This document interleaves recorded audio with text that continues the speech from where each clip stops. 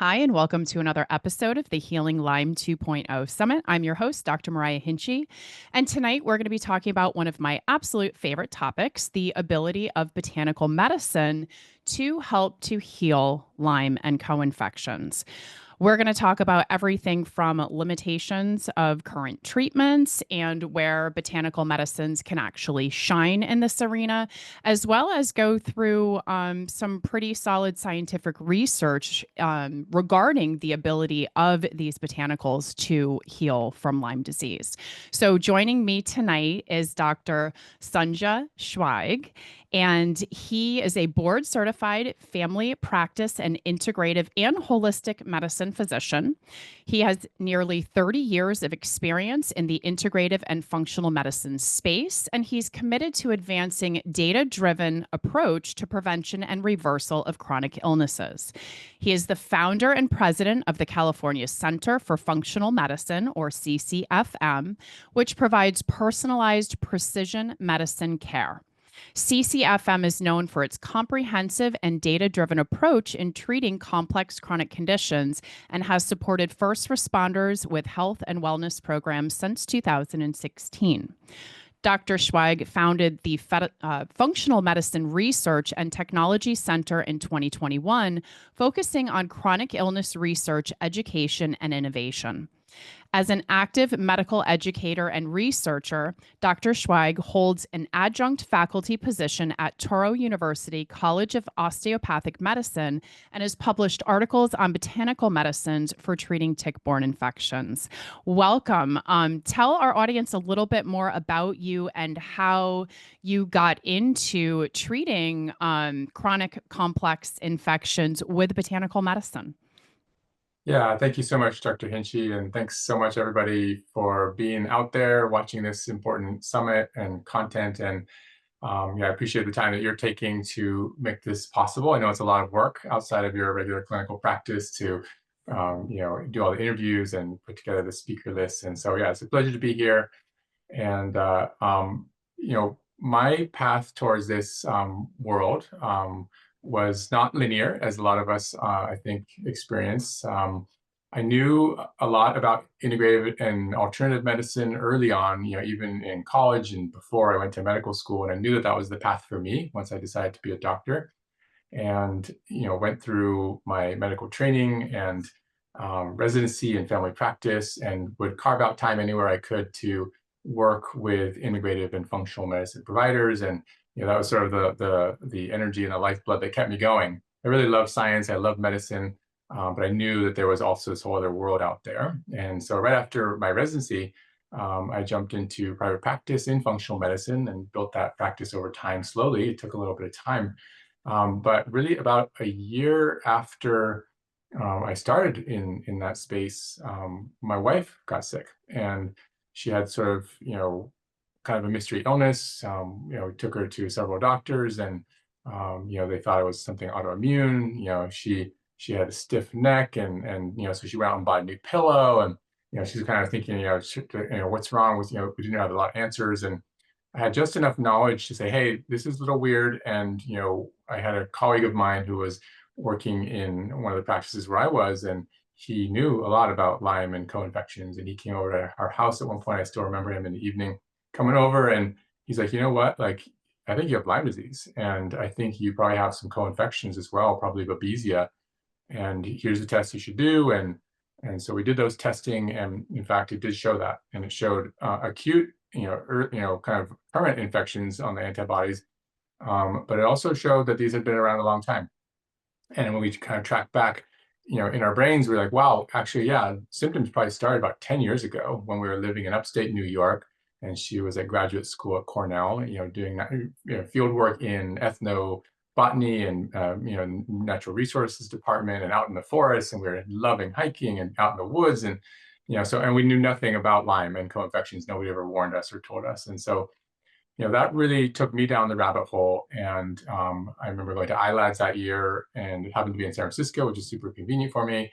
And I met, Dr. Burrascano and Dr. Horowitz and all these folks. And Dr. Horowitz was so sweet. He sat down with us in the lobby of the conference of the hotel, and kind of went through the case and her case with us. And he said, yeah, this is real, and here's what you have to do. And um, and honestly, it was terrifying, right? And so I really Yeah.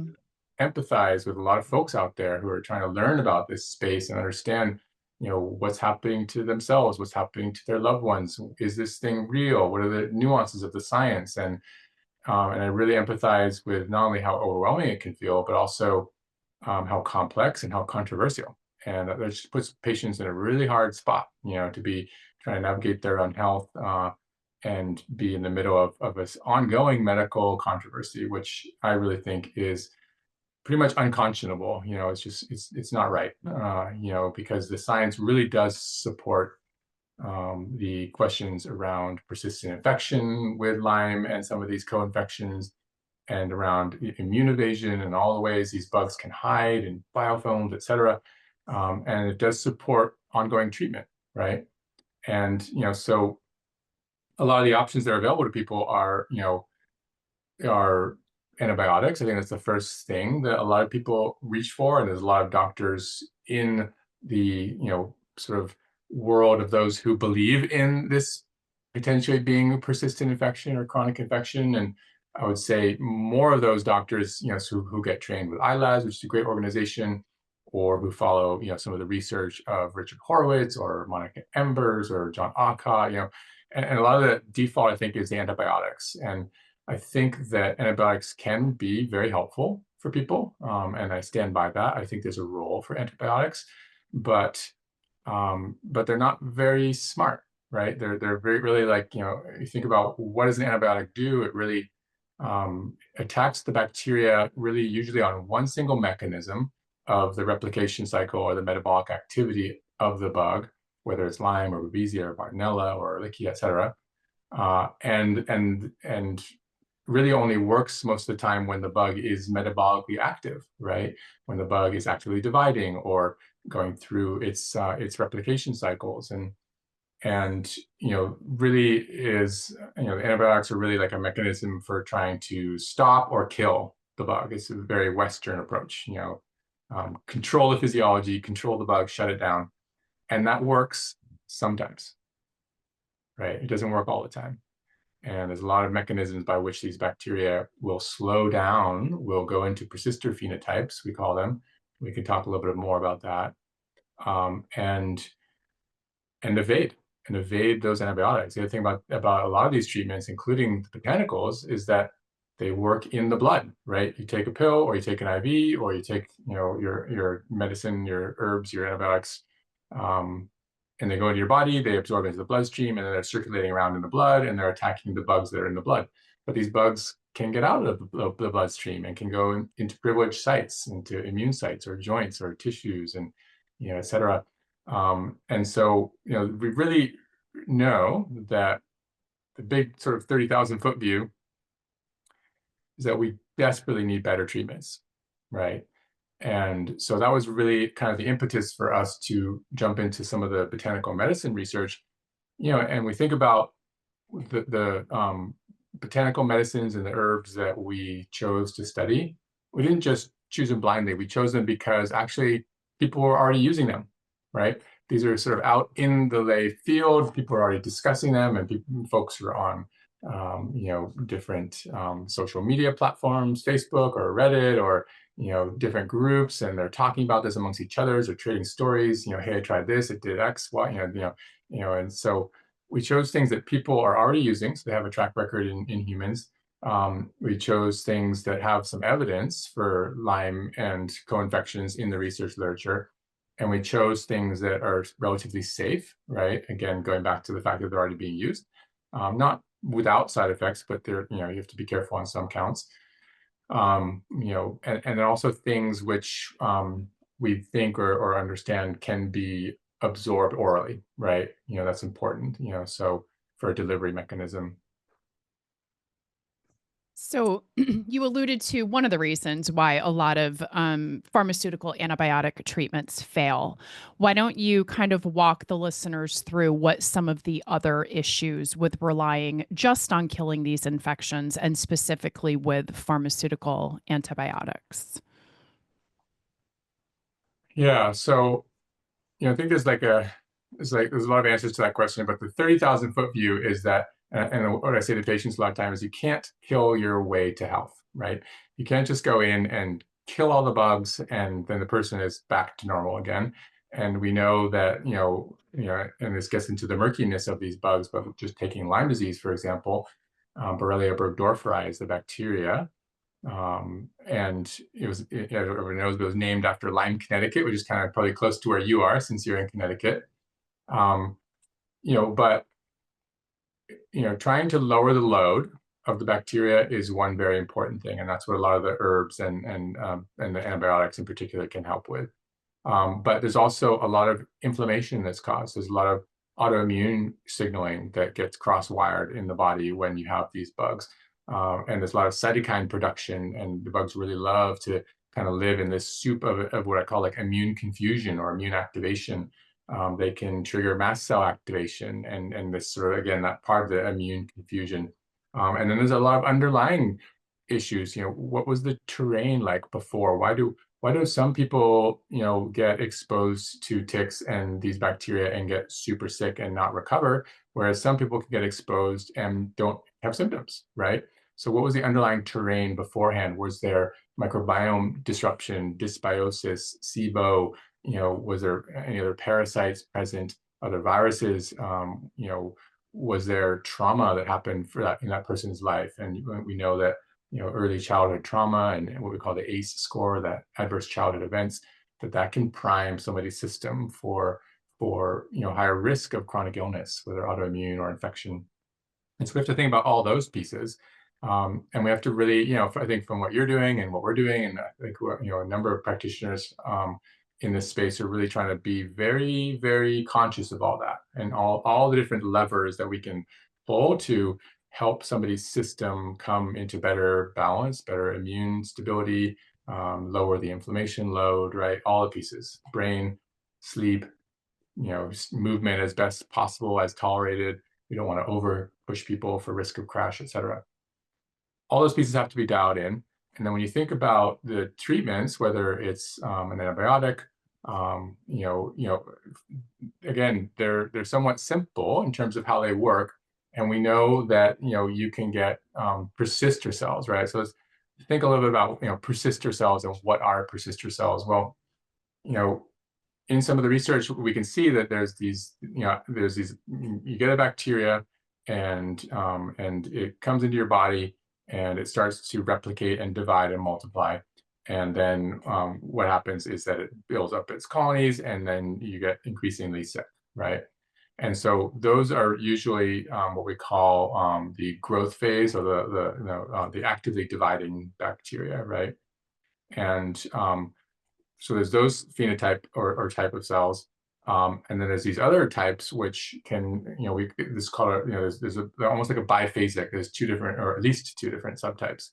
And then you get these persister cells, which are basically more tolerant and can survive exposure to treatments, including antibiotics.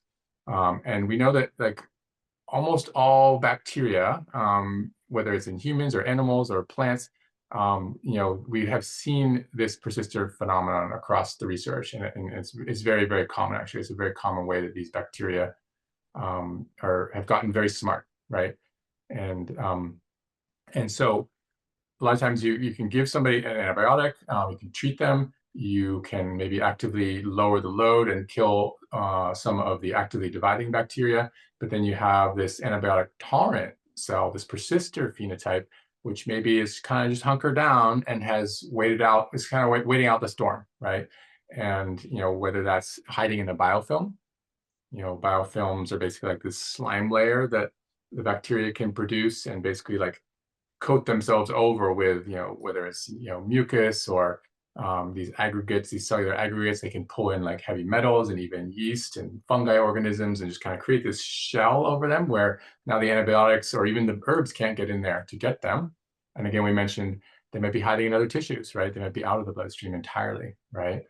And so we really need to be aware of that and to understand this biphasic treatment. And you can't necessarily, and I think this is part of the problem actually in the research literature about why it's hard to find these organisms after you've treated somebody, right? Monica Embers has shown that in some of her monkey animal rhesus macaque model of the Lyme infection, that a lot of the standard tests, including a culture, might not even be positive after you have treated somebody for, or treated an animal for these infections.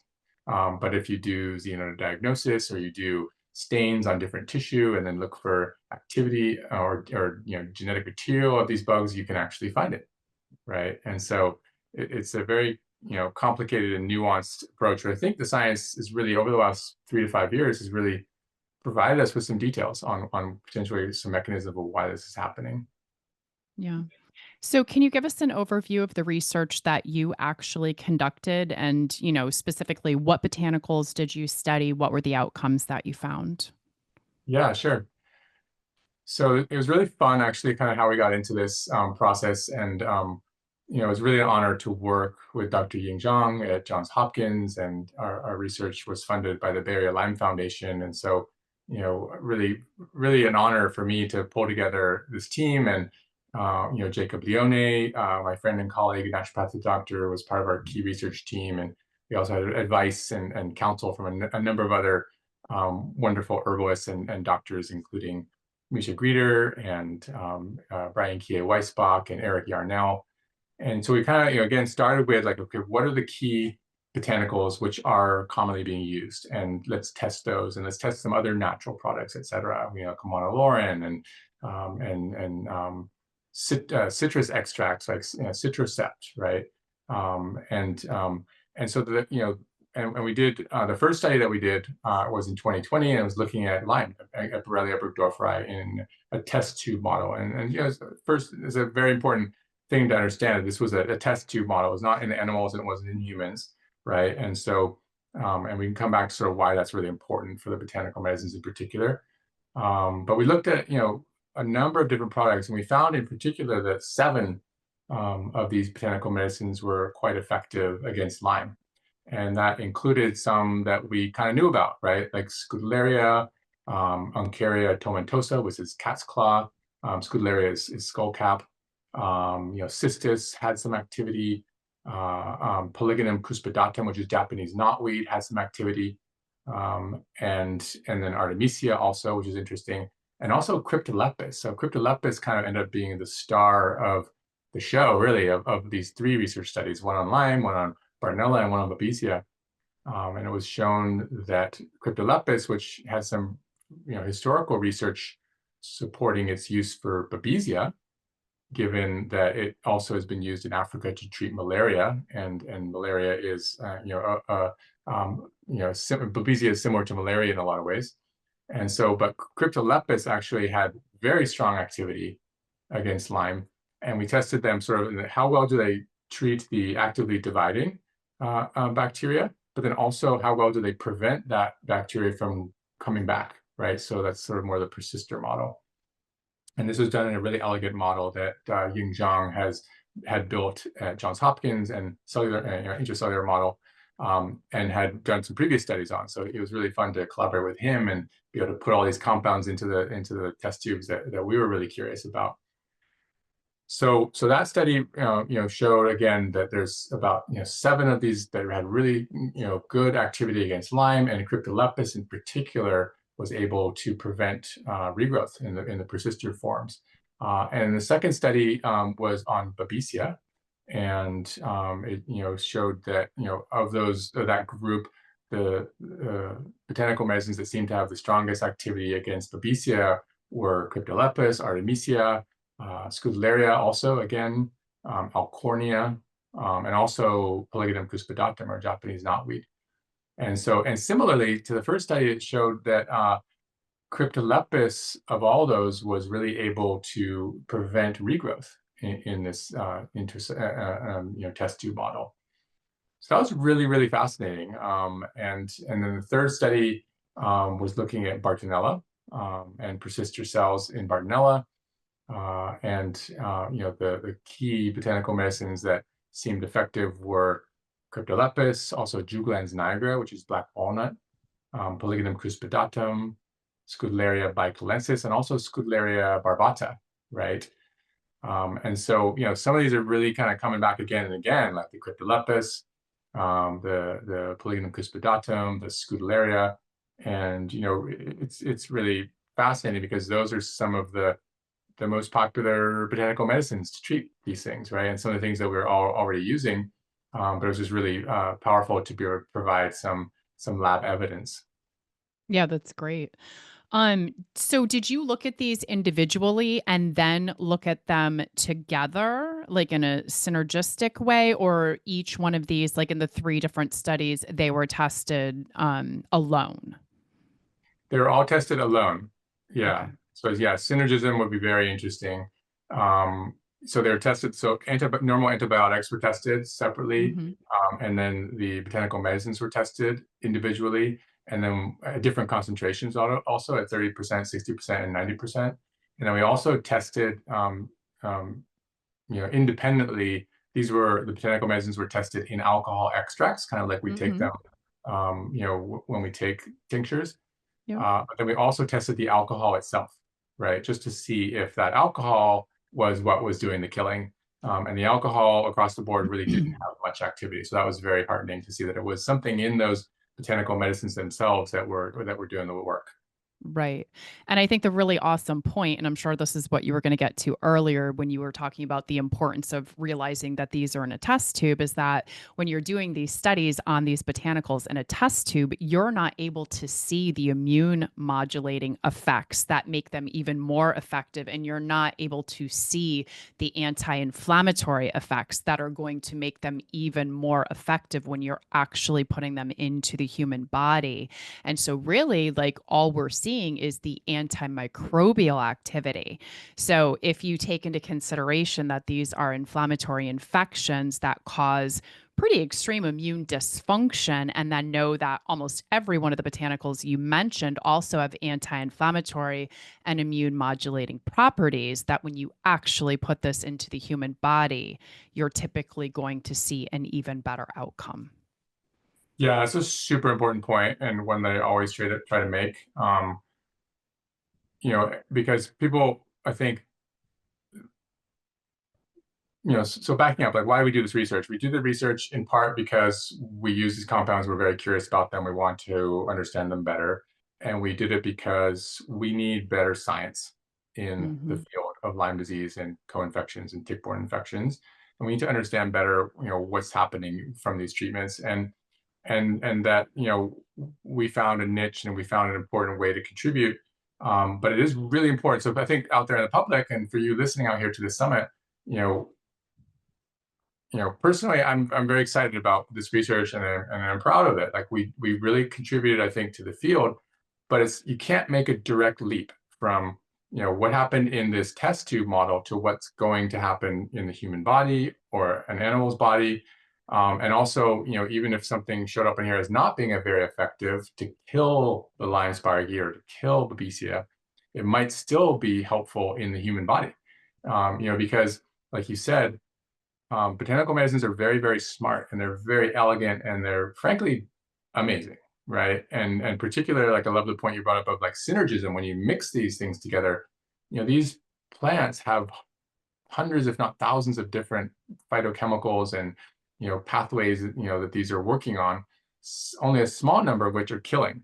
And but unlike the antibiotics, which can only do killing, the herbs are also helping the immune system, helping inflammation, helping to lower cytokines, helping as an antioxidant, helping as a cellular energy provider. Like, I mean, the list goes on and on and on. Like we Right. could talk about that for hours.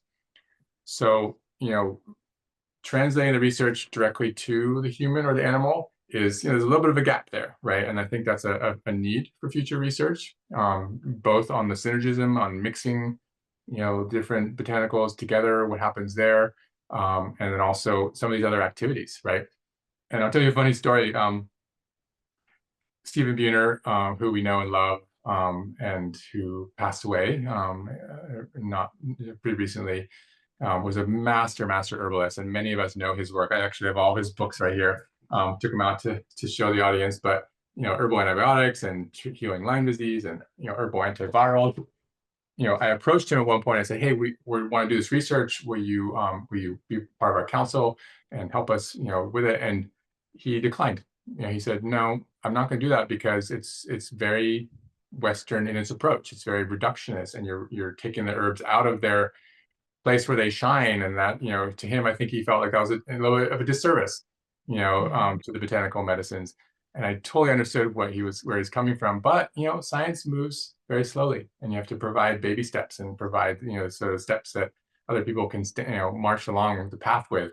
And so I appreciated his input. You know, there's so much synergy that botanical medicines offer, and it's almost like there's a mismatch a little bit of from Western science of how we study this, right? And how does it map to the innate wisdom of these plants? Yeah. It's funny too, like, I get very, oh, I don't know what the right word is. I get very worked up about disturbing like the constituents in the whole plant. And I am very much, like if you're going to use, for example, Japanese knotweed root, we want to use the whole root. We don't want to just extract the resveratrol out because then you're missing, like the 7 or 8 other very important medicinal compounds in there that actually work synergistically with the resveratrol to bring about all of the important effects that we see. Same thing with taking artemisinin out of Artemisia annua, right? So, how do you feel about that? About using standardized extracts versus using, the whole part of an herb? Yeah, I definitely agree with you. I believe that the whole part of the herb, or whichever part of the plant has its strongest evidence from an indigenous use case across these brilliant cultures, whether it's traditional Chinese medicine or African medicine, or South America or Native American. And these are the people who have been using these plants for thousands and thousands of years in many cases. And they've learned about them over time, and they've documented the effects, and they've really come up with sort of what part of the plant. And I mean, it goes so deep, right? What part of the plant, what you can have one plant, but different parts of the plant have different medicinal uses. When it was harvested, where it was harvested, what the conditions were like, how you treat it after it was harvested. How you either let it sit and dry, or you process it right away, or do you do it in alcohol, or do you use it as a pill, or do you use it as a tea? So like how do you extract those components? So there's a ton of wisdom there. And I think we do really need to lean on that, right?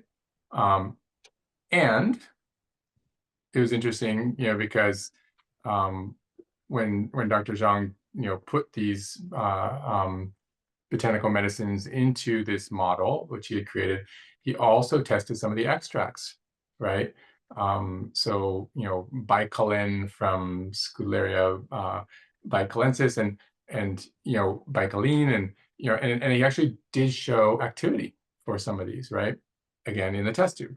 And so I think there, I think that there is a developing story still, right? And I think that modern science is going to add to some of the traditional wisdom around these botanical medicines.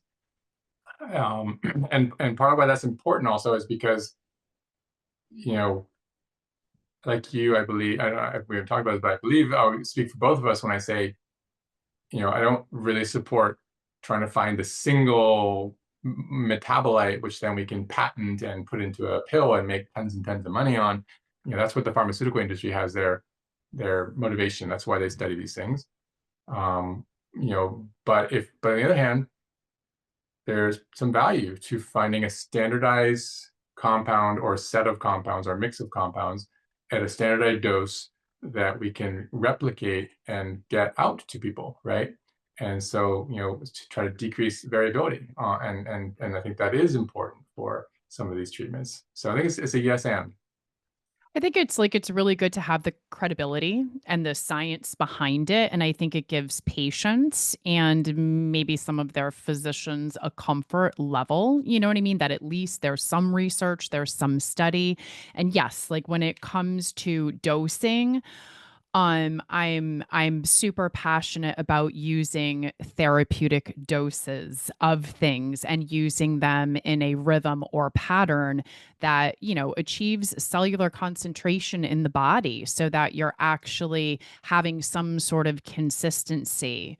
as far as like giving these medicines the ability to do, what they need to do, how they need to do it. Like we wouldn't be using randomized, fractions of doses of things with various pharmaceuticals and taking them kind of haphazardly whenever we feel like it or remember and expect to see any sort of response, from the body.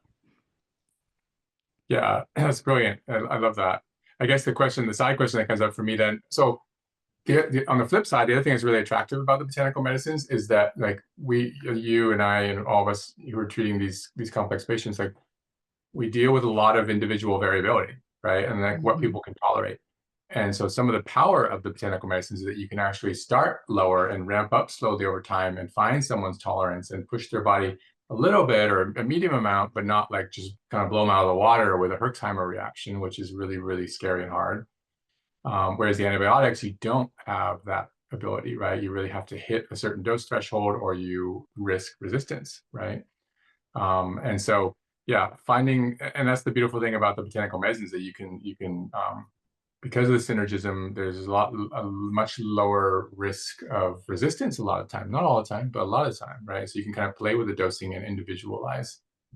Yeah. I mean, I would say from the perspective of like not creating a herx if possible, which isn't always unavoidable depending on the patient. But yeah, definitely being able to get the patient ready for treatment, doing all of that foundational work, preparing their gut, decreasing the various inflammatory cytokines, so we can choose which herbs we're going to introduce first Yeah, so that, because a big part of a Herx response is not only for the listeners, it's the LPS or the lipopolysaccharide, which is part of the outer membrane that gets broken down when you are killing the organism. So it actually releases this from it, but that causes massive amounts of inflammation and it increases interleukin 6 and some of the other inflammatory cytokines. And like if you're already using Chinese skullcap or Japanese knotweed to modulate, the interleukin 6 and the various other cytokines,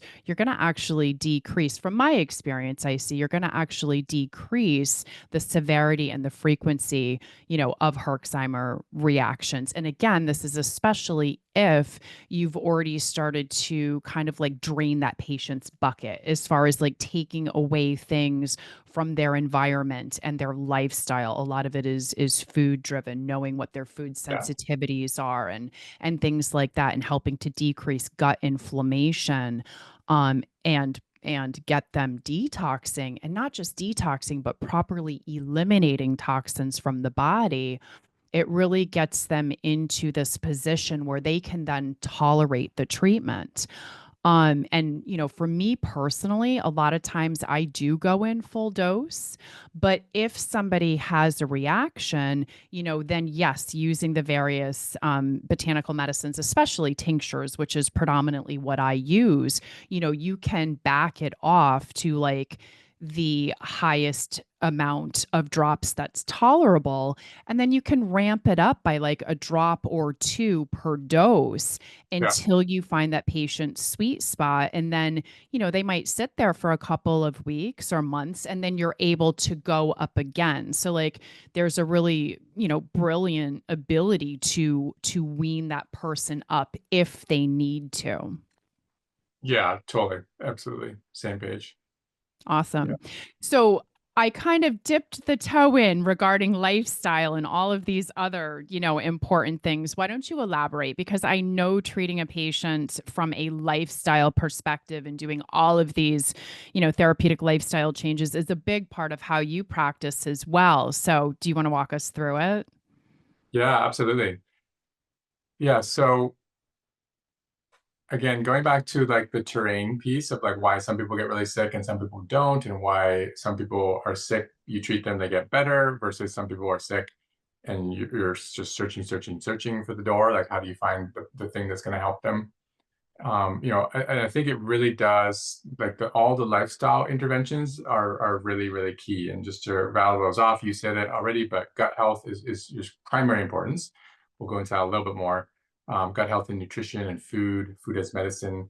Neuroplasticity and brain retraining and emotional healing, I think, is super important. Exercise and movement, again, as tolerated. Sleep is really, really critical. Hormone balancing, whether adrenal, thyroid, sex hormones, etc., is very, very important. These bugs can all really derange those. Treating mold, environmental exposures, I think, are really, really key. And then, in my opinion, antimicrobials, whether it's antibiotic or botanicals, right? And you said it, but I want to just expand on a little bit of like drain the bucket a little bit, but a lot of times, these bugs really will cause so much inflammation and immune confusion that your system is kind of overflowing. You can use the analogy of a bucket or a sink. The sink has the drain on it and it has the faucet, right? And in order to, and when someone comes into your office or my office and they're super sick, usually it means that the drain's backed up and the faucet is on too fast, and then the sink is overflowing and they're having all these symptoms, and it's wild and scary and unpredictable. Things are changing day to day, so the body is really imbalanced. And it's incredible to me, just going back for a sec, how much our bodies are generally able to deal with on a day-to-day basis. And so it's like so beautiful and elegant, but when things start to get wobbly, it's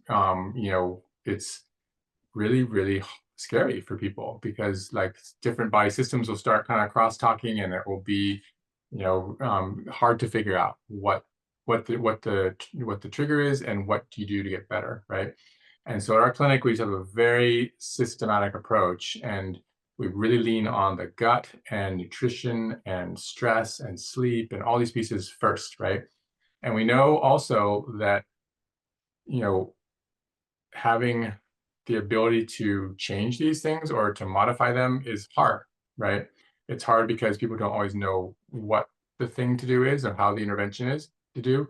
It's hard because you might be super motivated, but you're also tired and you have brain fog, and you get confused and you get overwhelmed. And frankly, it just takes a lot of work, and it takes a lot of time, and frequently it takes money, right? You have to kind of financially, it takes a lot of resources, whether financial or time or energy, to go through these things. And so we have built in this support into our care plan, our care team. And we have a team of clinicians. We have our patient support specialists who are really just so heart and soul oriented and just try to help people at every step of the way.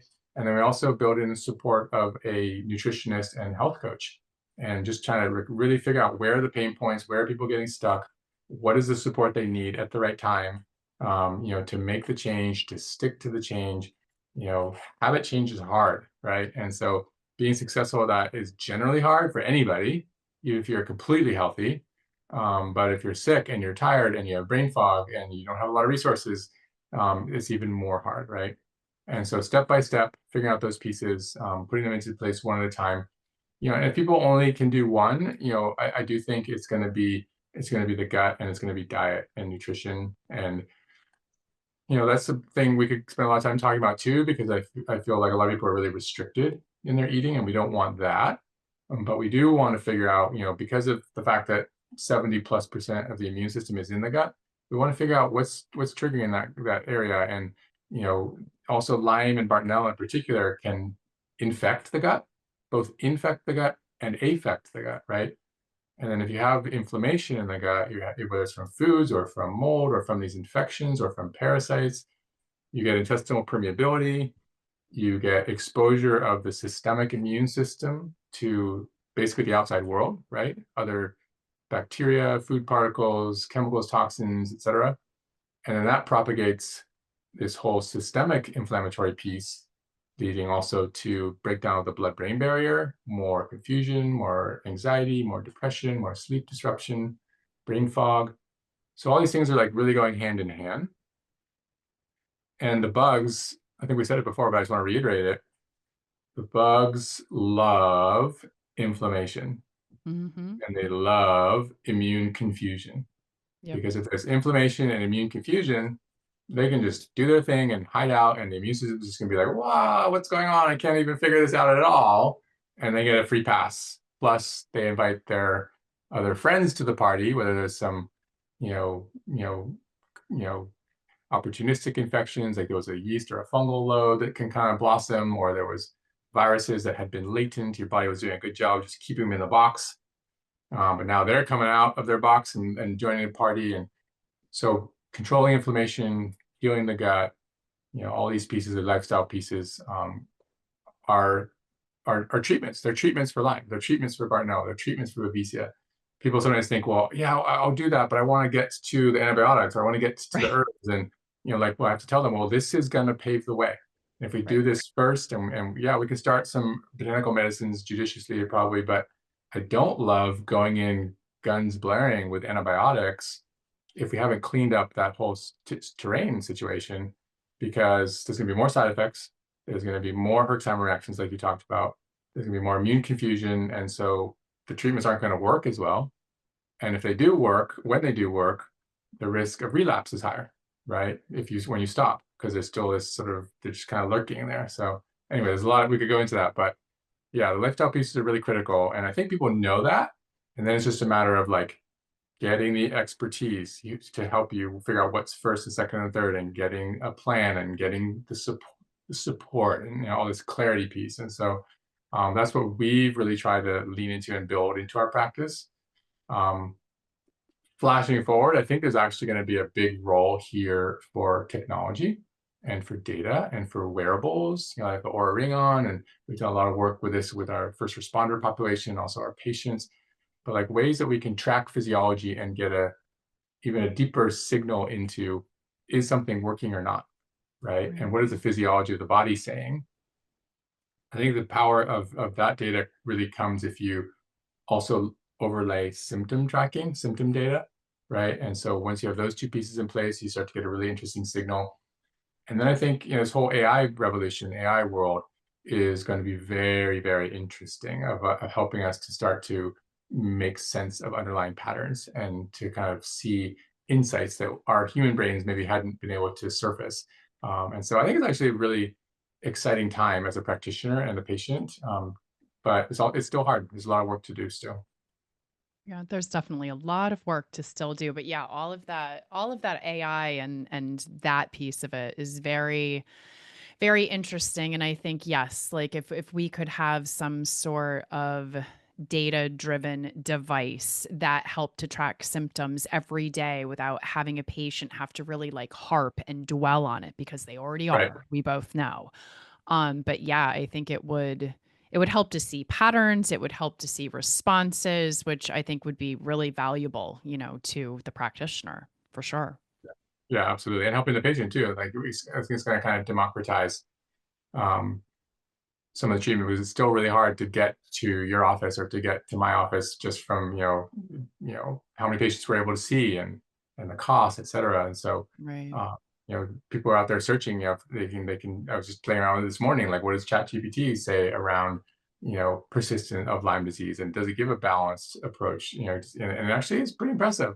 And it goes through, just a cold query of like, what do I do about chronic Lyme disease? How do I treat it? Or can Lyme infection be persistent?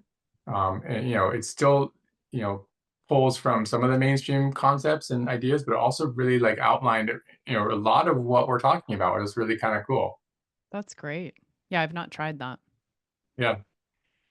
So, any last pieces of advice you would give our listeners, or if there's one thing that you could tell everyone listening, what would it be? Yeah. So I think this applies to everybody at whatever stage, but particular if you're out there and this is new to you and you're trying to figure out what does it all mean, and um, you know, is what I'm experiencing real? I go to the specialist and they say there's no such thing as chronic Lyme disease. Or they say, your tests aren't CDC two-tier positive, so you don't have Lyme disease. But I would say, trust your instincts and trust your body, and don't give up. Yeah. Get out there, get the resources around you. And that also goes for your doctors and your providers, but also your friends and family.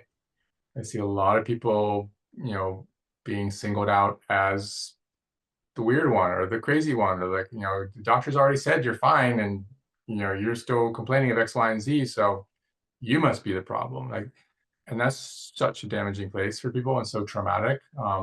So yeah, just don't give up. Keep looking, keep researching, keep asking questions. Try to find a provider who knows how this works, and get the answers that you need. And even when you're working with, like, for people who are working with me or they're working with you, like, keep that relationship going for as long as it makes sense for you. But you're a consumer and you are hiring us. You're paying your money, you're hiring me, you're asking me to do a job for you. And as long as that is working and we're making good progress and you feel like this is the right fit, awesome, let's keep going. But don't be shy, about if you're feeling stuck or you're uncertain, get another opinion. Like, ask more questions. Find another person to weigh in. Because if somebody goes to see you and they go to see me, they'll get, I don't know, 60, 70% the same information, but they'll get 20 or 30 or 40% new information. And so you can really round out the picture that way. And I work really collaboratively with people. I enjoy that. I enjoy learning from my patients, and they can bring me, research they found, or they can bring me other opinions from doctors and providers and, the internet, et cetera. Um, we'll talk through it. We'll just say, hey, would that make sense? And I feel like it's a back and forth. Your job, my job is like the pattern recognition person, because we've seen a lot of, I've seen, I don't know, probably 10,000 cases, so it's like a lot of cases. So, but we don't know everything. So just keep hunting. Yeah, that's great advice. And I think it's so important. It's like there's a practitioner for every patient out there, right? Like my style might not be right for somebody, but yours might be, right? And it's really like make sure that you resonate with the person that's treating you and you feel comfortable that you can be Yeah. completely honest with them. Yeah. And I don't know why I'm going to say this, but also like you shouldn't be afraid of offending or hurting someone's feelings. That's not Yeah. what this is about. What Yeah. you need is more important and having the right fit. Yeah. And if you do have to be afraid of hurting someone's feelings or offending them, then it's maybe not the right practitioner, right? Because I Right. think that, even in the mainstream system, like, the you know people who are out there researching and saying that chronic Lyme doesn't exist, and I don't think that they're bad people. I think that they're doing the best they can. They're doing what they believe. I think there's a lot of ego involved, so sometimes I wish people would just check their ego and kind of look at the science, state of science, and just like adapt. Uh-huh. Um, but but if a provider or another person, family friend, if they're telling you that you're wrong, or that that this is, or if they're offended or they're upset, that's their problem. It's not your Yeah. problem, right? Usually from a provider point of view, I think it's because they feel threatened or they feel like they're at the limit of their knowledge, and they can get defensive. They're like, can get like a little bristly and like dismissive and like, I have nothing else to do. Their tests are normal, like, go away. Um, that's their problem. It's not your problem, right? Yeah. That's great advice. Well, do you have any upcoming events that you would like to share with our listeners? Anything going on Um, exciting? so we're just really enjoying, seeing patients. We do see patients across the U.S., in a number of different states, and I'm always thinking about like how, I'm sensitive to the fact that what we do is expensive for folks, and to be transparent, it's not because we're making a ton of money. It's just because it costs a lot to run a clinic. I think that's Yeah. part of like the fact that a lot of these clinics are consolidating under big hospitals, the primary care world. So I'm always curious about how do we break this down and also get people, more, or like segments of the care in a smaller way. And so we also have what we call the functional medicine checkup, which is an opportunity for someone to meet with us and have a couple of visits and get a set of labs done and then get our advice on it. And then we also have the opportunity to do a health consult, sort of a one-time ask me anything session. And so for people, I think that we're trying to, again, find ways to make it more accessible, allow them to sort of have a tasting menu, and yeah, so, you know, opportunities like that I'm really curious about. And then just again, kind of unsiloing the care and getting out to more people. Yeah, that's great. So tell our listeners how they can get in touch with you and your practice, your center. Sure. Yeah, thanks. So we're the California Center for Functional Medicine, and our website is ccfmed.com. We're also on social, and yeah, happy to help in any way possible. Well, thank you so much for being here with us. We really appreciate it. I think that was a lot of really good information. And to all of our listeners at home, thanks for joining us. And I hope that this was helpful on your journey healing Lyme. We'll see you next time. Yeah, thanks for having me. Thanks for taking the work to make this happen.